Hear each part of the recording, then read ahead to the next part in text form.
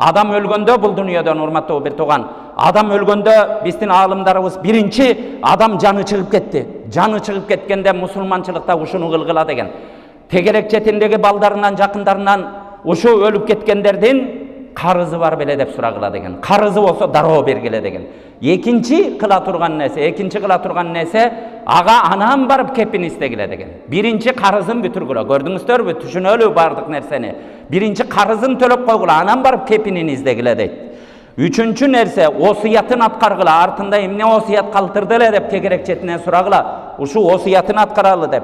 Төртүнчүсү, хаж умрага ниет кылып аттып эле барам деп. Эгер берген барган болсо, ошо бара турган акчаны бирөөгө төлөп бергиле, ал барып бул кишиден хажы кылып келсин деп. Анан эң аягы эмне кылгыла? Бул кишиден калган мурасты таратканга өткөлө деген. А биз эмне кылабыз? Адам өлүп, өлө элек мурас талашып атышат адамдар. Бири-бирин сотко берип атат. Bir tuğandar biri menen katışpay kalıp atışat gördüңүздөр. A бирок аалымдарыбыз эмне ирети менен эң биринчи карызын төлөгүлө дейт. Анткени өлгөн адамга жардам кылам, чыныгы ушу атам өлдү деп там сөзгүлөп ыйлап аткандарды көрүп атабыз.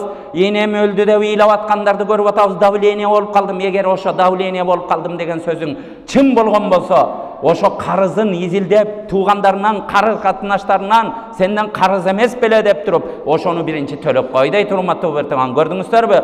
Карыздын канчалык даражада турарын ар бирибиз айталы. Пайгамбарыбыз саллаллаху алейхи ва салламга бир күнү Жабир ибн Абдиллах ансари деген сахаба айтат. Арабыздан бир киши өлүп калды. Аны жуунттук, жакшылап атыр септик, жакшылап даярдап, кепиндеп пайгамбарыбыздын астына алып келдик. Я Расулаллах, буга жаназа оку дегенде пайгамбар саллаллаху алейхи ва саллам бул бир тууганыңардын карызы бар бекен деди дейт. Ошол учурда 2 динар карызы бар экен дегенде пайгамбарыбыз таштап мен окубаймын деп басты дейт.